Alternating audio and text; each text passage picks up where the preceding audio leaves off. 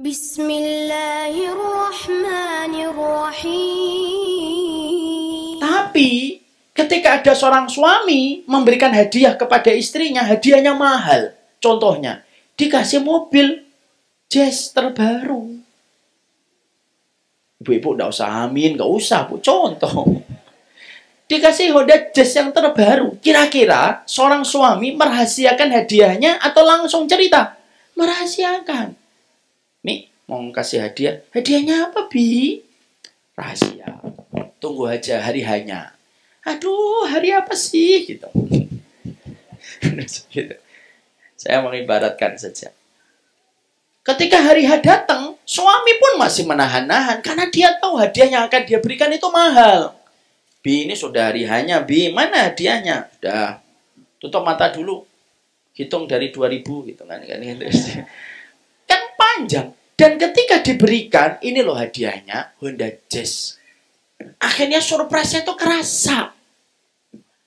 Maka itu analogi sederhana. Makanya di dalam kitab Ramadhaniyat yang disampaikan oleh Syekh Utsaimin, beliau itu menyampaikan, pahala Ramadan itu, Allah tidak pernah ceritakan detail berapa kali Allah melipat gandakan.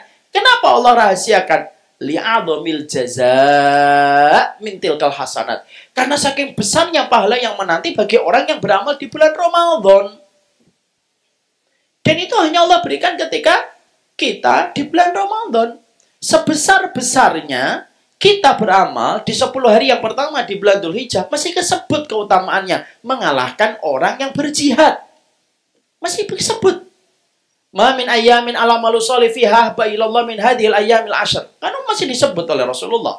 Seutama-utamanya kita beramal di bulan Muharram masih kesebut. Tapi beramal di bulan Ramadan itu tidak pernah kesebut. Dan itu menjanjikan kepada kita pahala yang besar. Pak, kalaulah tadi kita mendengarkan kisah. Ada orang sepanjang hidupnya tidak pernah sholat, dikasih kesempatan umroh. Lalu dia sholat. Tak lama setelah itu diwafatkan oleh Allah. Apakah apa yang menimpa beliau bisa menimpa kepada kita? Bisa. Mungkin Allah memberikan kita kesempatan Ramadan karena Allah memberikan kesempatan tutupi apa yang tercecer dari amalmu selama ini. Dan cara kita menutupi apa yang tercecer dari amal kita itu, ya ketika kita maksimal di bulan Ramadan kita. Ramadan itu bukan tentang fulan, bukan tentang fulanah, bukan tentang siapapun. Ramadan itu antara kita dengan Allah, transaksi. Kita pedagang, lalu amal soleh kita dagangan kita, pembelinya adalah Allah, alat tukarnya itu surga, Pak. Dan itulah yang menjadikan kenapa seluruh para sahabat mengistirahatkan apapun kalau sudah di bulan Ramadan, fokus sama Allah. Kenapa Ramadan itu disebut dengan Syahrul Quran? Supaya kamu tidak terus-terusan sibuk dengan makhluk. Sibuklah dengan Khalik, dengan firman dan kalamnya. Kalau ingin diajak bicara dengan Allah, Pak, bicaralah dengan Allah dalam Al-Quran. Dan itu di bulan Ramadan. Siapa orang yang tidak pernah diajak bicara oleh Allah kelak di akhirat? Orang yang tidak pernah bicara dengan Allah pada firman dan kalamnya. Ini bulan kita mendekat sama Allah. Makanya akhirnya, kalau Allah memberikan kesempatan kita Ramadan tahun ini, pasti hikmahnya itu besar. Allah ingin supaya kita itu mempersiapkan hati kita sebelum kita berjumpa dengannya. Dan ini merupakan salah satu di antara syariat untuk menunjukkan kecintaan kita kepada Allah. Dan yang terakhir, yang ketiga. Apa yang kita dapatkan dari keutamaan Ramadan? Bapak dan Ibu tahu kenapa dinamakan Ramadan? Itu ada namanya dan ada maknanya. Ramadan diambil dari kata Ramdha. Ramdha itu apa? Sesuatu yang panas terik. Kalau nanti kita pergi ke Qatar, pergi ke Oman gitu, kita lihat padang pasir panas terik sampai menimbulkan fata morgana, itu namanya Ramdha. Ya, nanti kalau bapak-bapak jalan terus panas ngomong sama temannya, ini Ramdha ini, Masya Allah. Nanti temannya, wah pinter bahasa Arab antum sekarang. Cuma itu doang paling-paling. Lah panas terik itu namanya Ramdha.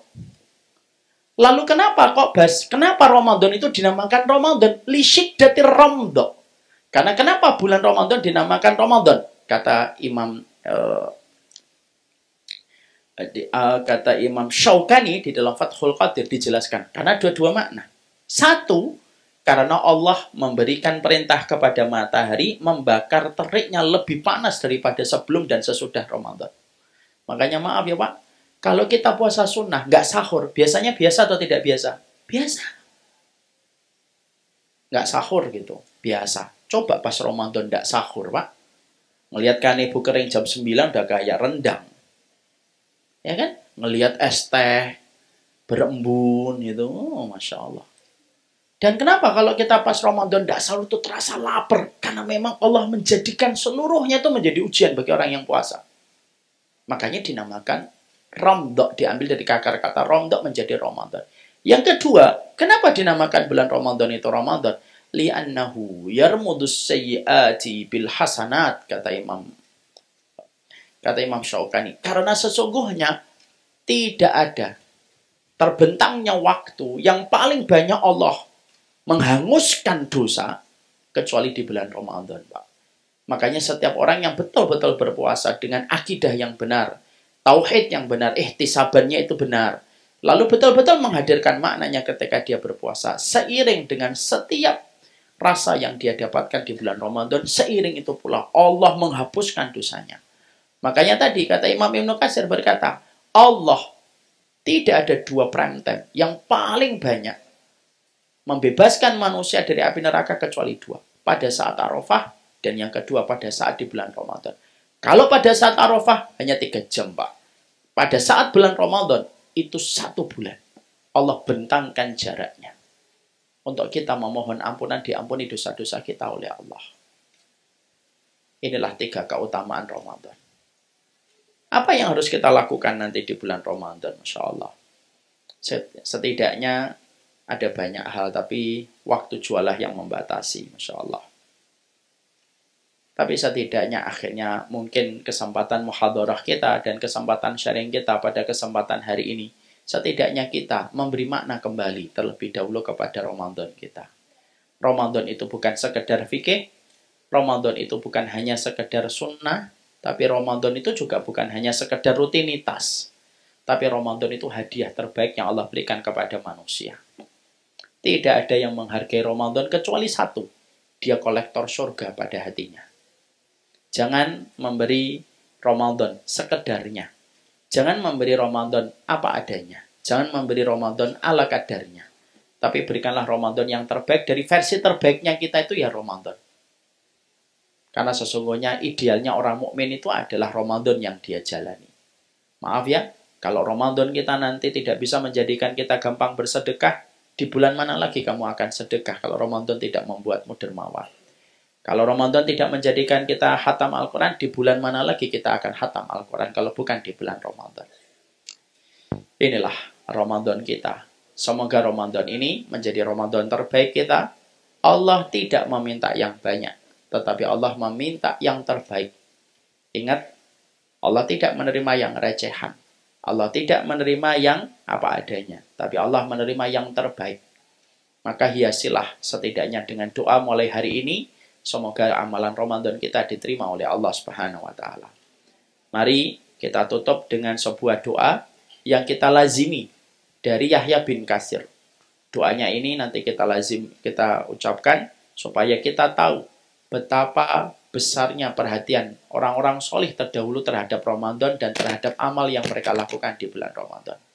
Mari kita lafadzkan bersama-sama. Allahumma salimni ila Ramadan wasallim li Ramadan wa tasallamhu minni mutaqabbala.